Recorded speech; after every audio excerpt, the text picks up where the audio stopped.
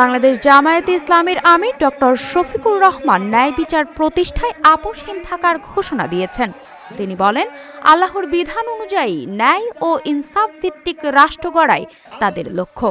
শুক্রবার ঝালকাঠির সরকারি বালক বিদ্যালয় মাঠে 11 দলীয় ঐক্যজোটের জনসভায় এসব কথা বলেন তিনি।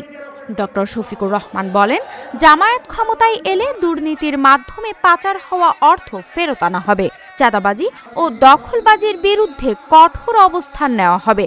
পাশাপাশি বঞ্চিত এলাকায় উন্নয়ন, তরুণদের কর্মসংস্থান ও নারীদের নিরাপত্তা নিশ্চিত করা হবে।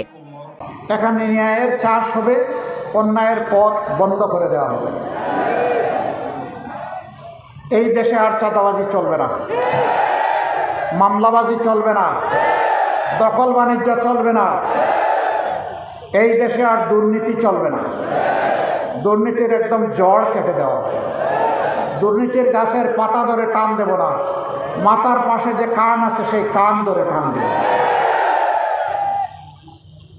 বাংলাদেশ থেকে দুর্নীতির মাধ্যমে কমপক্ষে 28 লক্ষ কোটি টাকা যেটা বিদেশে পাচার করা হয়েছে, এই টাকা আপনাদের সবার, এই টাকা 18 কোটি মানুষের। এই টাকা ফিরিয়ে আনার জন্য লড়াই শুরু হবে।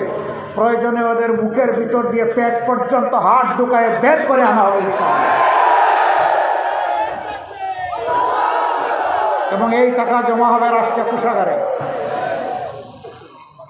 রাষ্ট্রের ঝুঁকিপূর্ণ দায়িত্বে যারা নিয়োজিত থাকেন, সেনাবাহিনী, আধা সামরিক বাহিনী, পুলিশ, র্যাব, আনসার, এরকম যারা বিভিন্ন কাজে নিয়োজিত থাকেন, তাদের বেতন আর সাধারণ একজন কর্মচারীর বেতন সমান হবে না। সেনাবাহিনী এবং আধা সামরিক বাহিনীতে যারা ঢুকে, তারা প্রথম দিনই শপথ নেয় জীবন দিব, তারপরেও দেশের 1 ইঞ্চি মাটি কাউকে দেব না।